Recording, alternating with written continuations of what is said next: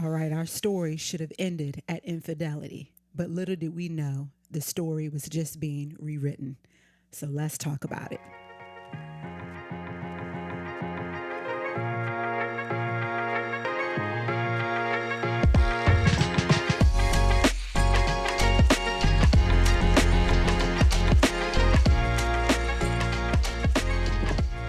Welcome to the Then Comes Love podcast. We are your hosts. We are the Butlers. We are a Wendell and Anidra.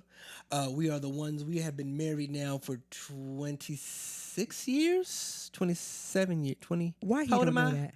Jaden 26. We've been married for 26, 26, years. yeah. Get it right. You should know that. Jaden 26. Y'all know our story.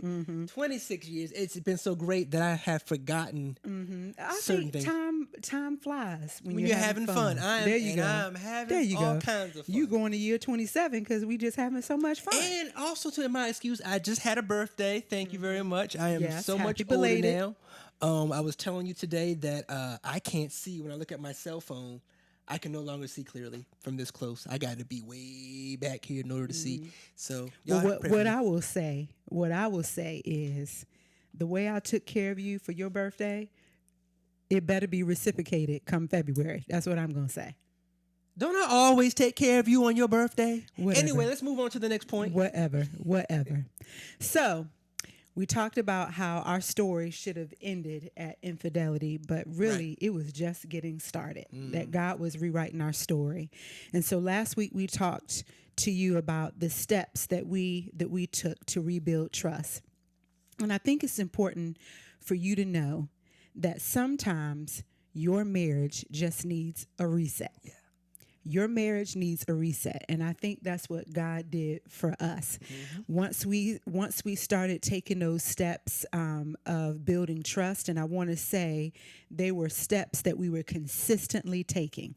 This is not something we were doing for a week or 2 weeks. I mean, we were consistently taking those steps and making the changes that we need to make.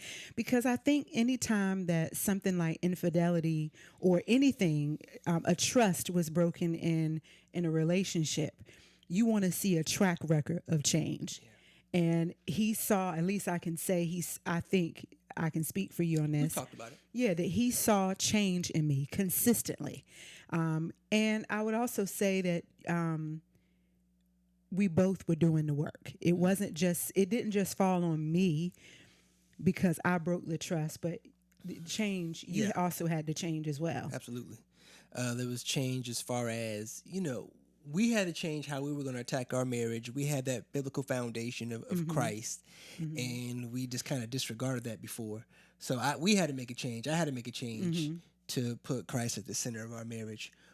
Like I said, we had that foundation, and we made it a point to do certain things like, go to church, made it a pro. We were going before, but when you're going through something, it hit differently on Sunday morning than when you're just there. And so, And I think too, babe, I think you were leading our home, which is different.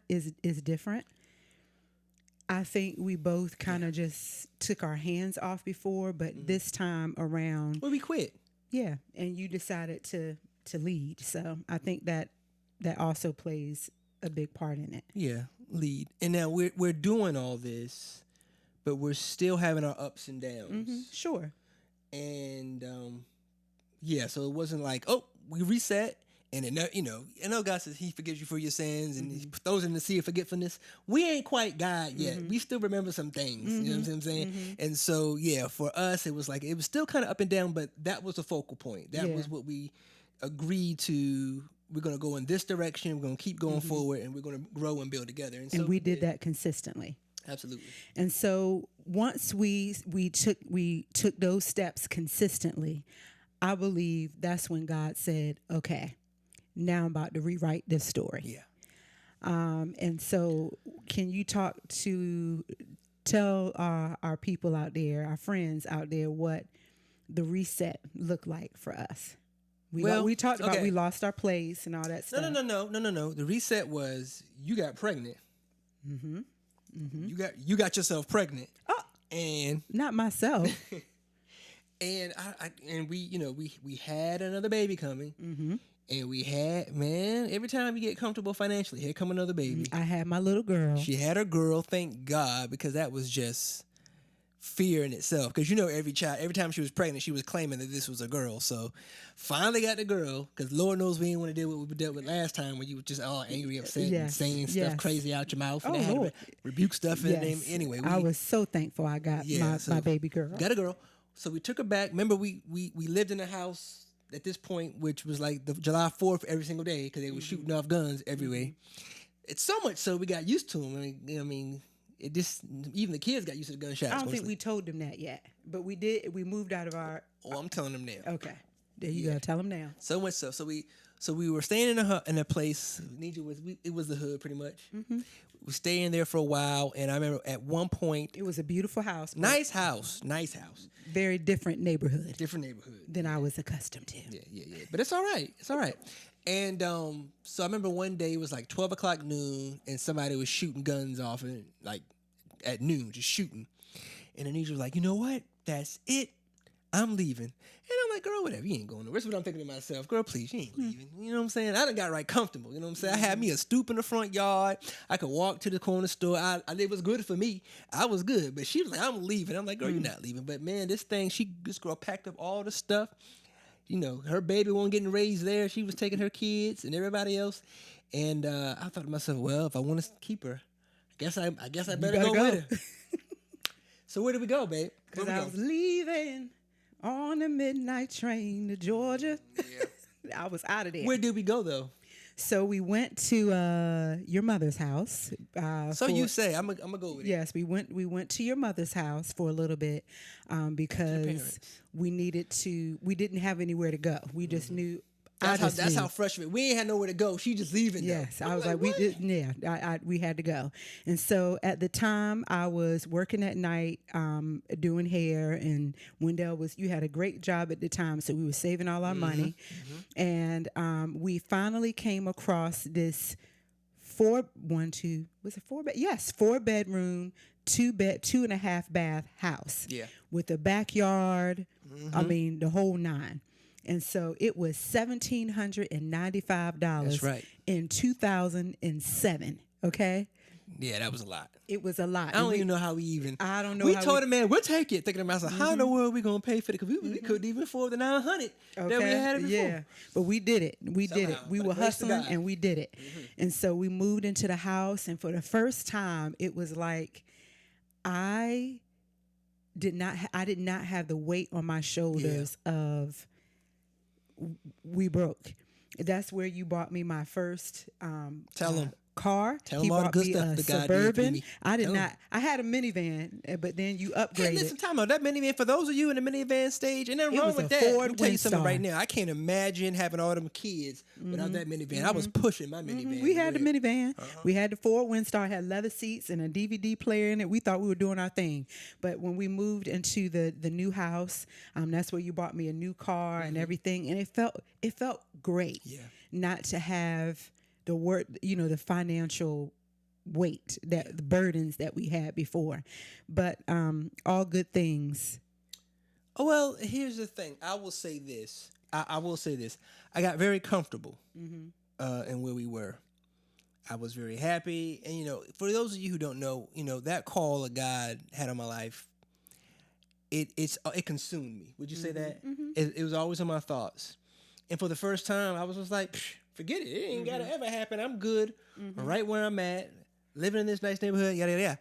And so, oh yeah, that's right. You did. Yeah, I'm good right where I'm at. And until one day, we were laying in the bed watching the presidential election. I think President Obama had just got elected, and we're sitting there looking at it like, wow, And right in the middle of that, I had a thought. I believe it was God. It was just said to me like, "Hey, I'm calling you to ministry, full-time ministry right now."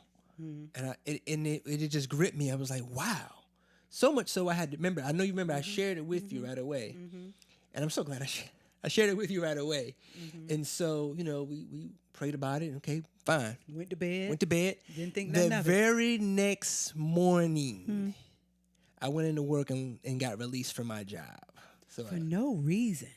Well, it wasn't a real reason. Yeah, it was a lot going on. So there's a lot going on that didn't have nothing to do with me, but I was a casualty of some things. True. So, but it doesn't matter. The next day, it hadn't even been 12 hours gone. And talk about a peace. Like it was different this time because God had prepared me for it. I had a peace about it, and I shared it with you. And I was good with it. It was good, praise God. I was good with it. And what's so incredible about this is because we were in a better financial situation, I feel like God was preparing us for that, not just mentally, but spiritually, financially, all of that. And so when that time came, we already had money in the bank. Yeah. And just to kind of fast forward the story, he was out of work for 9 months, and we were able to continue to pay our rent, gas, water, food. We didn't miss a beat. Our lifestyle didn't change at all. So it's like when God does things, he does it so well. And so I'll kind of go into the next part of this is, so during this 9 months or whatever, we had a friend of ours who is, I'll say, a recruiter for churches. Yeah. He was a family friend of ours, and he had reached out to Wendell and I, and he had asked us, would we consider doing an internship? And by we, Wendell, I'm just going along with him. And so we were like, we got 4 kids. We need a job. I'm talking about intern. What? And so, we were like, he asked us, it was in Orlando, Florida. So he asked us if we would come out and do a visit. And so thinking that I was just going to go to Florida for the first time as an adult, I was like, we got the money. Let's take a trip to sunny Florida. And so we went to Florida, and I cannot believe how God just spoke to us and said that this is where he wanted us to be. Which I fought, 100% sure. That's a big leap. To just leave what you know. And I would change that. It really wasn't us. It was more you. But like, you felt like God I was gonna let you be a part of it. It was more like you, because I was just that was a big thing for me, because that was 13 hours away from everything that was familiar from your family. And I remember asking Wendell one day, because at this point, once we made the decision that we were gonna take this opportunity, we had to move out of our beautiful house, the house that we were comfortable in. We didn't have to. Yeah, right. That's what I'm saying. Yeah. We were. It was like Abraham. It was time when you leave your family. There's so much that we're gonna say about that, but we made the decision that we were gonna follow God. Even though it made no sense, logical sense. But I knew it was him, though. I knew it was God. It wasn't. I mean, you have to understand, we're moving to Florida, and we have no job. We have really no friends. We're just going on a belief that God wants us to go. That's all we knew, is God wants us to go. That's all we had. A word. And we left. We left, and we ended up moving in with my parents for 30 days. Sorry. We moved in with my parents for 30 days just to kind of get ourselves together. And I think three weeks into that 30 days, we knew we were planning this move to Florida, but we didn't know where we were going to live. A week before we were supposed to move, we finally found an apartment, gated community, nice apartment with no income. How do you qualify for an apartment with no money, no income? $0 and 0 cents. Yeah, so I'm telling you, this is how crazy it was. And so we and then we caught the flu, and we were sick as dogs. And another thing too, our kids were very, very, very small, and we were able to move. We were really next door to Disney World. Yes. Mickey Mouse was our next door neighbors. Seriously, y'all. Maybe less than a 5-minute drive. Yeah. And it's so crazy, because I don't know if you remember this, but before you lost your job, and because we were doing better financially, we were making a plan. At least I'm the planner in our family as far as vacations because he. Oh yeah, I ain't know. I've never stopped. Yeah. I don't want to say. So I was planning for us to go to Florida to Disney World. I wanted to take our kids because that's my parents took us to Florida, and I wanted my kids to have that. And I was so devastated. But do you know, we moved here, and the church that we were part of, there were people there who worked at Disney, gave us free tickets. We were going to all the parks. I mean, that's how good. We can't brag enough on how good God set up this story. But so we get to Florida, no jobs. You know, we had money left over that we were still living off of. And the plan was for you to do the internship, and I was going to get a job at the bank because I found this job at Wells Fargo. I had experience in banking, and so I was going to work while he did the internship. And so we get there to Florida, and the day before my interview, Wendell, we decided to take a ride to the place so I knew where we were going. Before you even get there, it's important that I say this. Once we got to Florida, and our very first day stepping foot on the campus of the church. That's true. The very first day. The very first person we met was a guy on the grounds. And he looks at us and he says, "Why did y'all come here? Y'all should have never came here. This place is terrible. Y'all should have stayed at home." What? Come on now. God told us to go to this place. And as soon as we get there, man tells us that we just made the biggest mistake of our life, and why did we even come? Can you imagine how I felt? Because I'm carrying this weight. Like, I brought my family all the way out here, and this is what I'm getting to. And the other important part that we forgot to say is that we got a lot of pushback for moving our family, because again, this made no logical sense to anybody else, and sometimes that's just how God does things. He will give you a word and it makes no sense to anybody else, but it ain't for them. And so we had family telling us we were crazy. And I remember my big sister Kim, I was leaning into her a lot during that season, and she told us at our going away party that God was fine-tuning our ears to hear him. And so I'm telling you, that's exactly what happened during this season. And I believe that God had to take us away from everything that was familiar. So we could not be distracted by any other voices but his. That's good. And so, you know, this God tells us this, but we keep moving forward. To cancel all the noise. We kept moving forward. And so we go back to the interview. Long story short, the day that I had the interview, even though we had went there the day before and timed it out, knew where we were going to be, there was so much traffic the day of my interview that we left an hour before I needed to be there, and it was after an hour before I got there. I was so confident that I was going to get the job that I got there, they wouldn't even see me. And so I'm devastated because we don't have a job. A job you were overqualified for. You knew you had a job. Watch what God does, though. And so we went to church that night for service, and one of the pastors there had asked me if I got the job, and I said no. And they were like, "Well, we have a job here for you as a children's ministry assistant." And I'm like, "Okay, I'll take it." And that's where it all began. It all went. Let me stop playing. That's where it all began. I'll say this. That's where God really began to show his plan. Because, we all have ideas of how things look and how things should be. And I always knew that this was, we went into this thing, hey, this is my thing. You're just coming along. Because God it was always yours. I was always the one put up on the stage. I was always the one getting prophesied over. I was always getting all the attention about what God's going to do in your life. Nobody ever said anything about me, about you. But it's funny how God works, because you started doing that. I began to see the call. Yeah.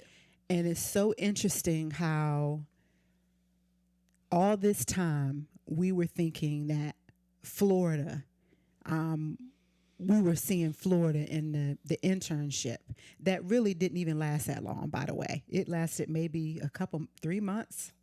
Four, something like that. But we ended up staying in Florida for 2.5 years. And then, of course, we got another job in New Jersey, and that's a whole nother story in itself. But I'm saying that to say that we saw Florida the whole time. But do you know what God saw? This. Mm-hmm. This whole time, I'm thinking that it was your call. Right. Never thought it had anything to do with me. I mean, I can sing a little bit, so I thought, well, if he preaches, I'll sing for him. You know how the black churches do it. And so I thought that was a role I was going to play. But God saw this the whole time. He saw, he took something that the enemy meant for bad, and here he is right now using it for good. And I think I'm stealing your words when you talked about, when we talked about the why of doing this podcast, and you talked about the potential that God sees in your marriage. Yeah. I don't know if you want to share that. No, I'm just, it's just that God has the whole book and he sees the whole thing. And it's like he knows the beginning into the end. And we can only see our mess that we're in right now. But if we could only see what God sees, we would be so excited in the mess that we're in, because it's through the mess that you'll see how strong your marriage is and how strong that you are, for sure. Yeah. And I want to, there are a couple of nuggets that I think you need to take away from this reset for us. Number one is God had to take us away from the familiar. Yeah. I think there are a lot of times that we want to hold on. I mean, we could have easily said we wanted to hold on to the nice house, our financial situation. You want to say something? Yeah, we want to hold on to that. But can you imagine if we would have held on to that we would have missed out on what God had for us? Sometimes you're going to have to leave behind the old to embrace the new. That's good. And God had to take us away from all the distractions, all of the things that could potentially get in the way of what he wanted to do. It was a fresh start for us for our marriage, but I also feel like it was a fresh start. He was just beginning to rewrite our story. Yeah. And also, too, every time you go through something, you got your friends and other people telling you what you should and shouldn't do. You got the outside noise for somebody saying, you need to do this, and this. And he ain't this and this. God had to get us away from all of that to where we didn't really have any friends. It was just the two of us. It was just about her and I.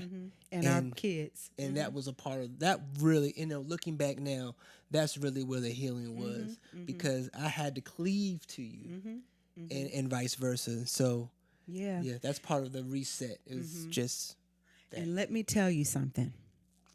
Once your marriage is tested and you see God rebuild it, then comes love. That's why we named the podcast what it is, because once we understood the Father's love, God's love, that he loved us in spite of our mess, in spite of how many times we messed up, infidelity, whatever you want, pornography, whatever you want to call it, that once you realize that God can love you through that, but see, because look, you got to understand, the love that we have when we say I do is conditional. Yes, it is. It is conditional, but God's love is unconditional, and I've experienced that a little bit. I experienced God's unconditional love through that, but I also experienced it with you. Because you were able to see past that, and God was able to do something incredible in our marriage. And so I want you to, if you are, whether it's infidelity, whatever it is that you're going through, some sort of trust that was broken, I don't know what you're going through, but I tell you who does, and that's God. And don't look at your mess that you're in right now. God saw our today all of those years ago. He saw our today. If you can just see your tomorrow. That's good. See your tomorrow. That God can take that very painful situation and he can use it for good if you let him. That means you got to be able to walk. You got to be consistent with those steps. You got to be willing to let go of the things that are comfortable. Yeah. And so I want to ask you, what is that thing that you're holding on to that God is saying, is it worth your family? Is it? He has so much more for you. I think there's an example of this somebody holding a teddy bear behind, like you have a teddy bear, and behind my back is a much bigger teddy bear. You just got to be willing to let that little teddy bear go.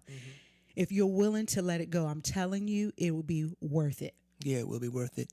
And another thing you were saying is when you go through something as husband and wife, when you come out of it on the other side, I can honestly say that I love you more and I love you better than I ever did before. Yeah, that's true. I mean, because, when you go through something with someone and you come out on the other side, I mean, it's better than what it was before. So I would encourage you. You think you love them now. But that love is going to grow. So I didn't even think. I remember feeling like I would never have what we had. Right. I would never have it. But I feel like now our marriage is so much better than it was. And I'm not going to say we don't go through our stuff. She's still getting on my nerves from Yeah, time he to get time. on mine. No, but God has just done some incredible things in our marriage. And so we hope that you hear our heart in this, and we hope that you are encouraged that God can rewrite your story too.